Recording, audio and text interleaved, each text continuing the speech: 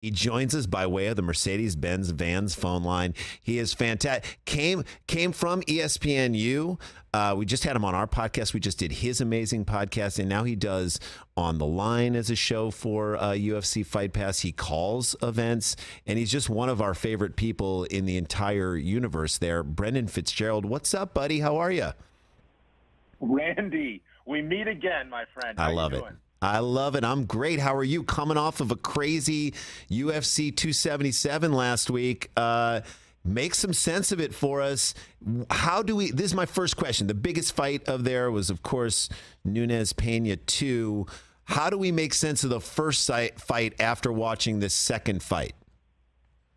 Well, Amanda Nunes, I don't want to say she was making excuses, but those in the know knew that there were some circumstances behind the scenes. I think she had a knee injury. Yeah. I think she was just getting over COVID. Like, this all kind of came out after the fact, where things started to make sense as to why she looked so spent so early in that fight after dominating the first round. And I think that she, maybe was a bit overconfident, just thought she could show up and win because that's what she's done so many times. And obviously, Juliana Pena is one tough cookie, as she showed last week, despite not, winning. So now, Amanda Nunes at full capacity showed that she outclassed her quite a bit. The big question now is, what's next? Do we get the trilogy in the fight? Does Amanda Nunes still want to fight? Does she want to go out on top? Yeah. There's still some questions to be answered. So what is it? So now let's reverse that question. What about, you said Juliana Pena, fantastic, she fought hard. She was dominated by Nunes. I mean, it was not even, I watched, there was not even close in certain moments. I mean, that was just a domination from beginning to end. It wasn't a 15-second submission. But like you were saying in the first fight, it looked like Nunes was tired or fighting something other, in that there are people who said that submission hold would not have held her in other times. Like, she just seemed more tired and couldn't go on. Is that what you saw in the first fight? Yeah, I mean, every coach that I talked to, they said the arm wasn't under the chin. Like, she was just ready to be out. Right. She gave it her best shot. She was completely, broken at that point. She was ready to be out. She tapped. And, Juliana is as tough as it gets, as she showed last week, and her confidence is never going to be in question. So she wants another crack at it to say, let's do this for the rubber match. I mean, anytime you send someone to plastic surgery right after the fight, you dominated them. That's exactly. She split her head open and that was it. It's one of the things I love about UFC is that, a fight like that, it's a women's fight, but that's the head of the card. It's very egalitarian in that way. Well, there's no other sport that I can think of that is as equal. I guess you could say tennis. Not really. A big Wimbledon final or U.S. Open or any of the tennis majors. Right. Is going to get bumped for both male and female athletes. But there's no event that's like the UFC where it can be as big and it's a men's fight, it's a women's fight. They'll alternate. It's all mixed in. And, it's one of the unique things about our sport. We're on the Mercedes-Benz Vans phone line with the great Brendan Fitzgerald. If you don't follow him at Brendan Fitz TV, is that correct?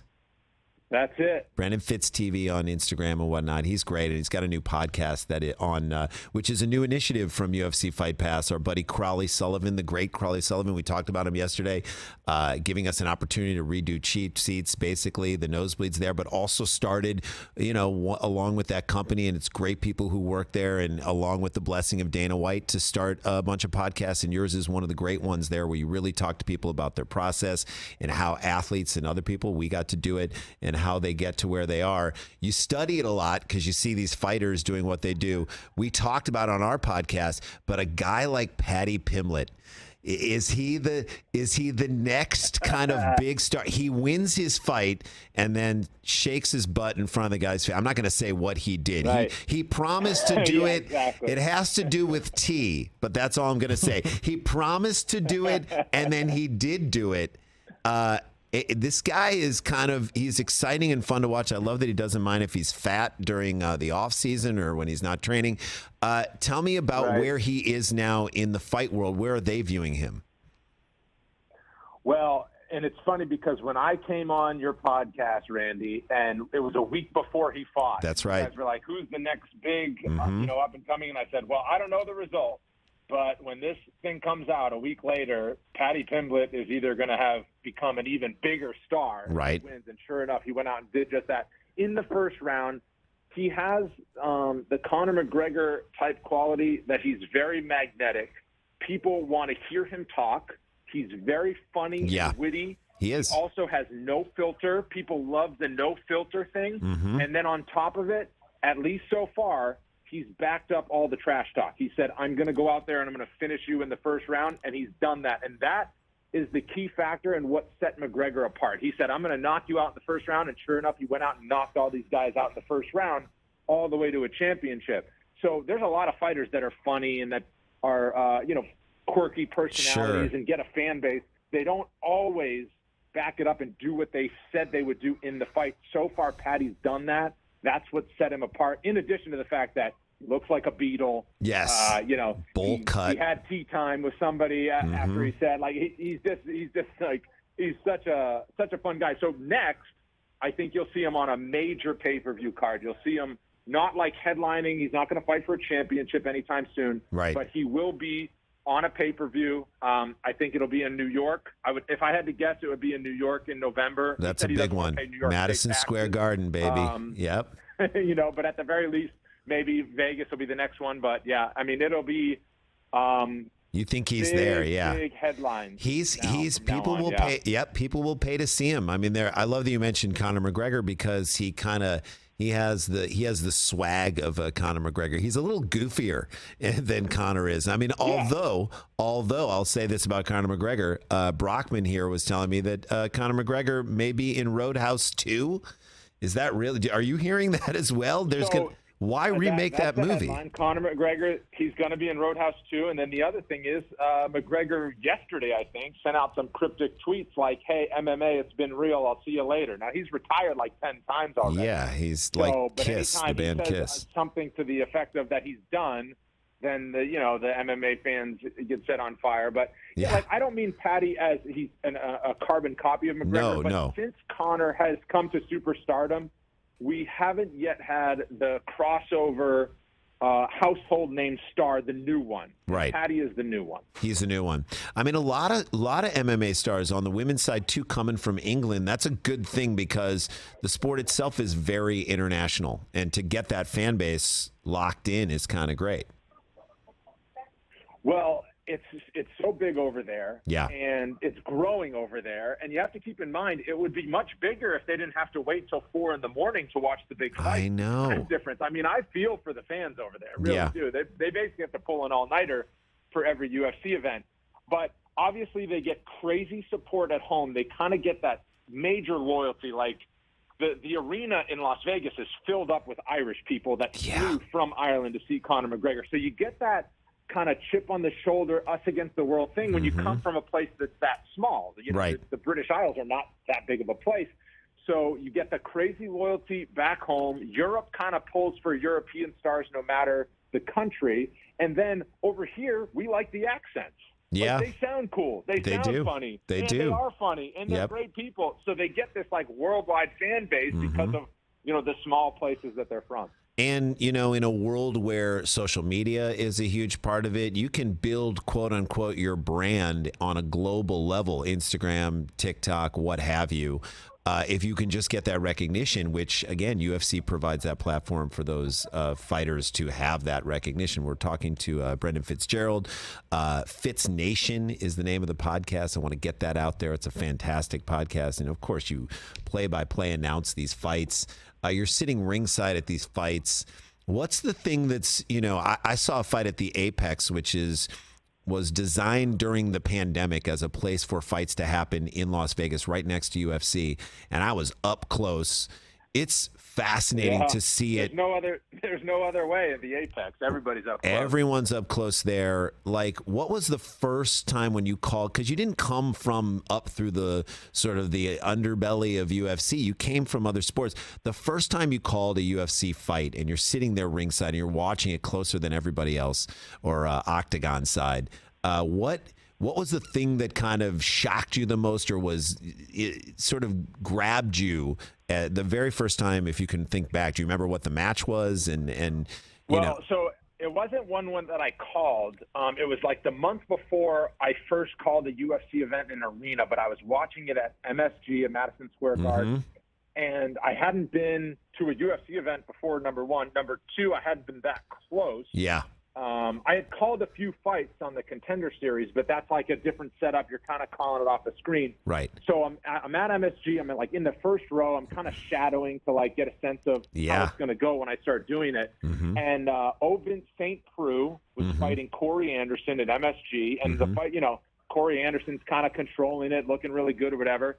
And Ovin St. Preux just throws up this head kick. And I'm looking up, and I didn't really see he was kind of blocked because we call fights off the monitors a lot because, if a big guy has his back to me and he eats an uppercut, hard to see. I don't know what happened. Hard to see. All you see is his back. Right. So anyways, I'm looking up, and I'm kind of like blocked, and all of a sudden I see the guy kind of stand up straight, knees lock out, and then collapses, head slams on the canvas like right in front of me. Wow. And it was one of those, I'm looking up, and so the lights are kind of above, so it looked like a movie. Like sweat, the sweat kind of glistens off, and it shakes like a dog off the guy's head who's collapsed. I mean, it really did kind of look like a movie. It seemed like a slow motion. Yeah. And then all of a sudden you have a guy that's knocked out in front of you, and I was just like, holy smokes. Like, it's this amazing. Sport has real consequences.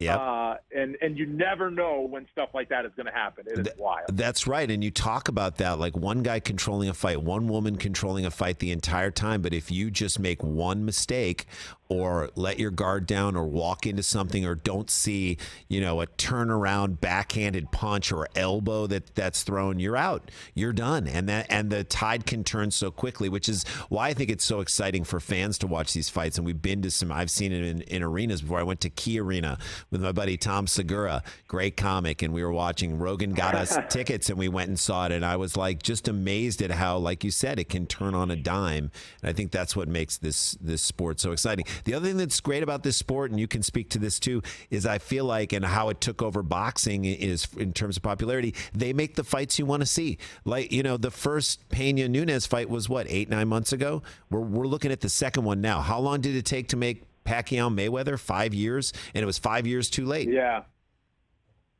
Well, in boxing, it's very splintered in terms of the power, in terms of who makes decisions. You got each boxer, each camp, each promoter. Right. Everybody's got, everybody's got to get their slice of the pie. That's like very different. In the UFC, there's a governing body. The big plus is that the UFC is known as kind of the NFL of mixed martial arts. Basically, there's no question that we're the top promotion.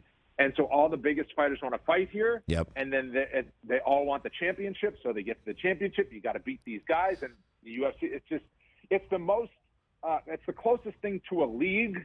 Yeah. It's not a league. It's very tough to kind of explain exactly what it is, but there's a reason why they call it a promotion, because you promote big fights that fans want to see. And boxing just got so splintered with power in different directions for so long that it finally came to a point where now it's really tough to make the big fights you want to see. It's so rare. And the UFC did the opposite. They grew the sport from the inside out under this one promotion that was kind of controlling things. And now all of the best fighters want to be in the UFC, and they want to test themselves against all the other best guys in the UFC and girls. That's amazing. So, look, with our show, The Nosebleeds, you participated in it. You were phenomenal in it. I love how, we pitched it to you on a conference call. We talked about this with you on our podcast. And as we're pitching you the concept of what we're asking you to do, you start cracking up. And I was like, he gets it. He totally gets what we want him to do. He's going to do it, and he's going to crush it. And you did. You're amazing. Added flair, but it more importantly gave the bit that we were trying to do credibility by the way you pulled it off, because you understood what we were trying to do. We're trying to bring our show and create new fans of UFC through comedy. That's the way in. For people who maybe don't know a ton about UFC, who are maybe watching this or listening to this on SiriusXM 85, please tell them a couple of fighters that you might be like, all right, check out this guy, check out this woman, check out, a Tai Tuivasa or Israel Adesanya.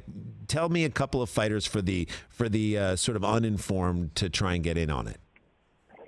So to me, I would say one of the most entertaining athletes on the planet, no matter the sport, is Justin Gaethje. His last name is Gaethje. So it's like this weird kind of looking name. He's phenomenal spelling. Yeah. I'm telling you, if you Google this guy, YouTube him, whatever, like there are highlights out there of this guy.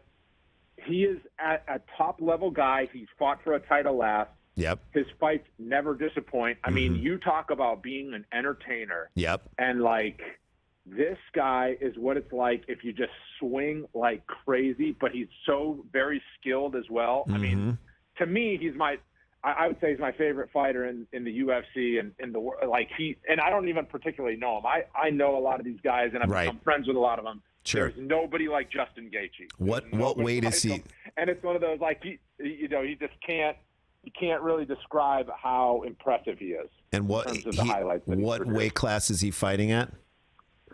He's 155 pounds. So Got it. He's in the glamour division. He hasn't fought McGregor, but that's about the only fight that he hasn't had. And that fight would be bananas. If bananas. Crazy. He fought for the title. I think in February. He didn't win it, but it was a crazy fight for, the 2 or 3 minutes that it lasted.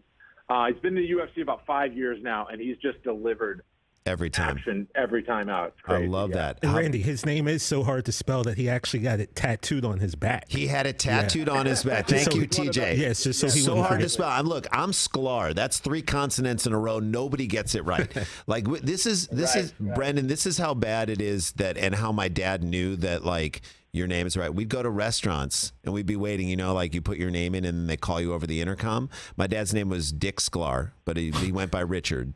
And we'd just be sitting there and we'd hear over the intercom, Richard's Party of 4. And we'd be like, yeah, that's us. Because we knew giving them Sklar, they wouldn't be able to do it. So that's that's like our buddy Justin there. He tattooed it on his back. I appreciate that you have never called me Brandon. Yeah, Brandon. You're like the only person of all time that's never called me Brandon. You get it right every time. Brendan Fitzgerald of Fitz Nation, podcast host. Well, I'm very excited. Any future fights coming up in the next couple of weeks? I know there's a big one on August 20th. Just give a little preview because that's the day we're dropping the last 3 episodes of the Nosebleeds in to coincide with this big one on August 20th. No, fantastic! Congratulations on the show, by the way. Thanks, watched man. all 3 of the first ones. They're phenomenal. Thanks, buddy. It's reincarnated. You guys weren't lying. Yes. So yeah, it's a pay-per-view next week. I will say tomorrow we're on ESPN. So that's the thing. A lot of people, if you're just getting into the UFC, there is so much, quote unquote free content, but included with cable subscriptions and that sort of accessible content outside of the pay-per-views. Tomorrow, we got a great main event tomorrow. Jamal Hill and Thiago Santos. These guys are big-time knockout guys. Action, action-packed. And it's on big ESPN, so they get a big stage. We're at the Apex. It's going to have that Fight Club feel to it. I love it.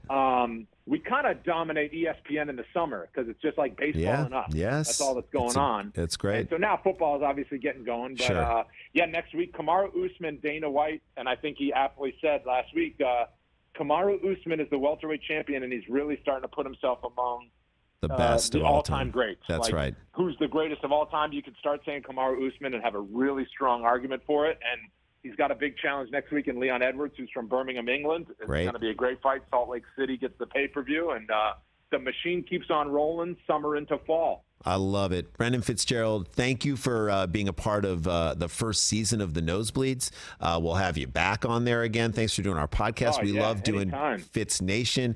At Brendan Fitz TV. Follow this guy. Thanks for joining us, man. I love it, and good luck to you. Randy, I'll talk to you soon, man. Thanks as always.